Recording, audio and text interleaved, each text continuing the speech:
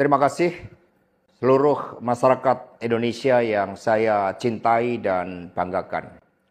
Cerita ini diawali pada tanggal 7 Mei 2024 ketika saya menghadiri pidato pemilu dan jalan kebudayaan yang disampaikan oleh Prof. Sulistyowati di UI.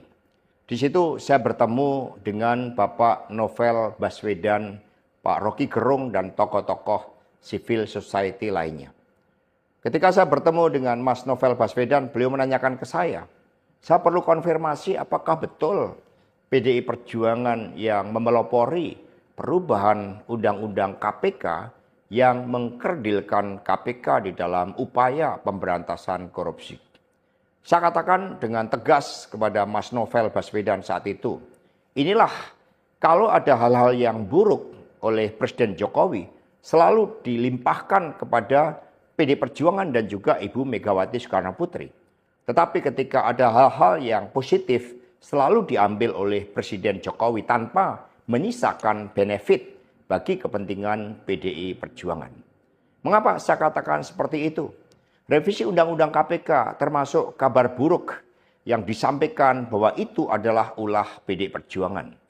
Sebagai Sekretaris Jenderal DPD Perjuangan, saya sampaikan kepada Mas Novel bahwa saya adalah sekjen yang sangat getol menjabarkan perintah Ibu Megawati Soekarno Putri bagaimana PDI Perjuangan memerangi korupsi. Karena itulah tuduhan bahwa revisi Undang-Undang KPK diarsiteki oleh PDI Perjuangan itu sangat salah. Saya ingat ketika saya bertemu dengan Presiden Jokowi di Istana Merdeka menjelang Mas Gibran dan Mas Bobi mau mencalonkan sebagai wali kota Solo dan wali kota Medan. Saya mengatakan kepada Pak Presiden Jokowi sekaligus untuk menguji keseriusan beliau di dalam mencalonkan anak dan menantunya.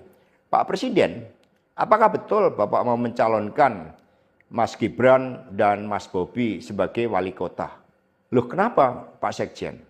Karena ketika Mas Gibran dan Mas Bobi sebagai wali kota, maka otomatis dia menjadi pejabat negara. Dan ini akan sangat rawan terhadap berbagai bentuk gratifikasi, suap, dan berbagai tindakan korupsi lainnya. Presiden Jokowi sempat termenung saat itu.